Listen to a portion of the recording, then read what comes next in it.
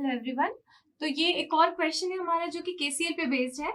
यहाँ हमें पूछा है, ये सर्किट दिया हुआ है, डिफरेंट एलिमेंट्स दिए हुए हैं, सोर्स लगे हुए हैं, एक डिपेंडेंट सोर्स है और एक इंडिपेंडेंट सोर्स है।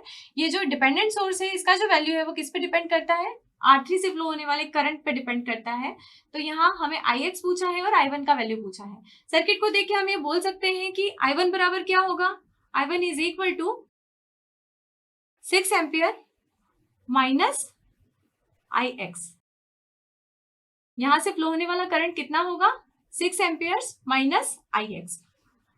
What is Ix? तो Ix यहाँ इस नोड के लिए मैं इक्वेशन लिखती हूँ, तो Ix क्या होगा? क्लोज सरफेस में इसको मान लेती हूँ, तो Ix क्या होगा?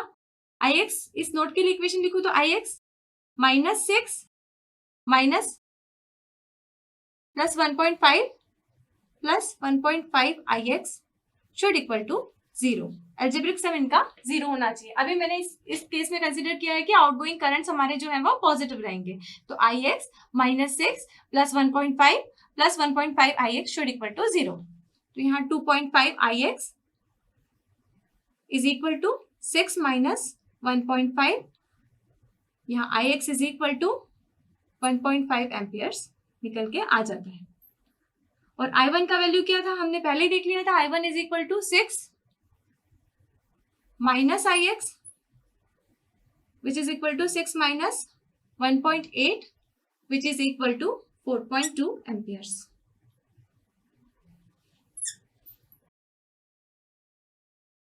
ये एक और सर्किट है हमारा जो कि केसीएल बेस्ड है।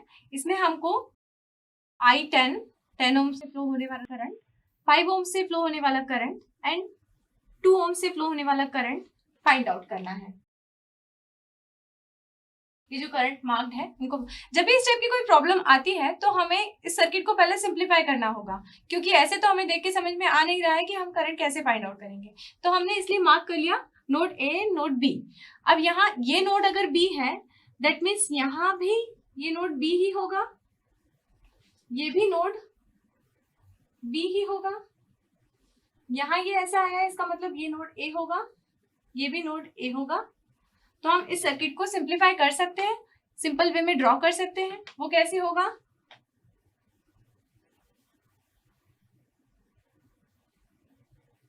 यहां मैंने इसको अगर बोल दिया ए और इसको बोल दिया बी, तो हम इसको इस तरह से ड्रॉ कर सकते हैं। ए और बी के बीच में एक 2 ohms का रेजिस्टेंस कनेक्टेड है, फिर बी और ए के बीच में, दैट मीन्स बी से ए की तरफ ये 10 एम्पियर्स करंट फ्लो हो रहा है। नेक्स्ट ए से बी की तरफ 5 ohm का रेजिस्टेंस है।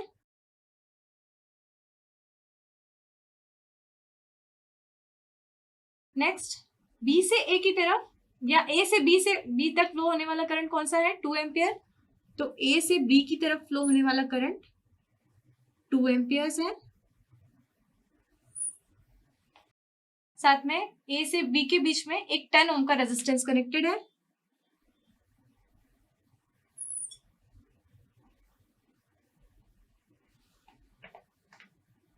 तो अभी सर्किट हम देखने में कितना सिंपल लग रहा है, ये सर्किट हमको देखने में कितना कॉम्प्लिकेटेड लग रहा था। तो ये ए और बी नोड अगर हमने इस तरह से मार्क कर लिए तो हम करंट इस तरह से फाइंड आउट करेंगे। यहाँ सिंपल हम V वोल्टेज मानते हुए एक इक्वेशन लिख सकते हैं, V/2। यहां से फ्लो होने वाला करंट कहलाएगा V/2, जो कि क्या है? 2 ओम से फ्लो होने वाला करंट, ये -10। अभी मैं एज्यूम कर रही हूँ क्या? आउटगोइंग करंट्स को पॉजिटिव। तो यहां से फ्लो होने वाला करंट मैंने बोला V/2, यहां से यहां फ्लो होने वाला करंट क्या होगा? -10 एम्पियर्स, तो इसलिए -10। यहां से फ्लो होने वाला करंट I 5 ohms कितना हो जाएगा? Plus I 5 ohms plus 2 plus V/10। तो I 5 ohms क्या हो जाएगा? This should equal to 0। तो ये V/2 -10 plus V/5 plus 2 plus V/10 should equal to 0। हम इसे सॉल्व करेंगे तो V will be equal to 10 volt हमें मिलेगा। V का वैल्यू मिल जाने के बाद हम क्या कर सकते हैं, हर ब्रांच से फ्लो होने वाला करंट हमें मिल जाएगा। यहां से तो हमें नोन है, 2 करंट सोर्सेस लगे हुए, तो I अक्रॉस 2 ohms कितना आ जाएगा, V/2 which will be equal to 10/2 is equal to 5 amperes.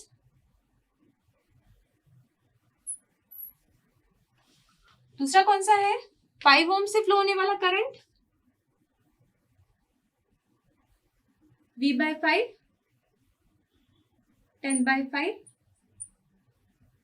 2 amperes.